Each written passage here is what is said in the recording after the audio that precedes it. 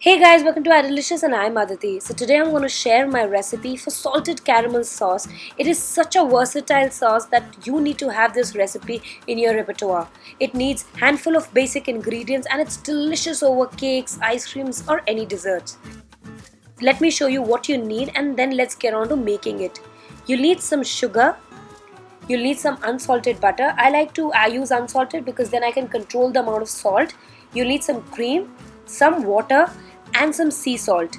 You can use regular salt as well, but sea salt gives a lovely flavor. To make the sauce, in a tall saucepan, add in the sugar and water. Make sure the water covers the sugar entirely. Put the saucepan on a high flame. You don't want to use any spoon or spatula as it sometimes recrystallizes the sugar. Just cover the saucepan with a lid. This will cause the steam to take down any sugar stuck on the walls of the pan and prevent recrystallizing. After about a minute, when the mixture starts boiling, swirl the pan a little to make sure no sugar is stuck to the bottom. When the sugar is vigorously boiling, soon it will start changing color from gold to amber. So keep all the other things ready next to it because it will be very quick. The mixture will change its color, it'll become gold and then it'll become a deeper amber. This is the kind of color you're looking for. Then you add in the sea salt and the butter to it. The mixture will fizz up and bubble up, so that's why you need a tall saucepan. It is necessary because this thing is really hot. Then add in the cream. I like to warm up my cream a little bit before adding it to the caramel. Let it boil for about 30 seconds or so.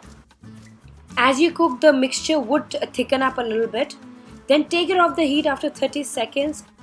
This is what the consistency of the caramel should look like. It will thicken up as it sits and it will thicken up even more as it goes in the fridge. Transfer the salted caramel in a heat-proof jar and let it cool down to room temperature. Once cool, put on a lid and you can store it in the fridge for up till 2 weeks. After sitting in the fridge when it's firm, you can use it to fill in chocolates or you can warm it up and melt it again and use it to drizzle on cakes and desserts. I have a butterscotch cake recipe on my channel coming soon, so you can find the link to that in the description box below. I hope you try this recipe and if you do share your feedback in the comment section below. Subscribe to my channel if you haven't already. I post new videos like this every week. I'll see you again in the next video. Until then, bye bye.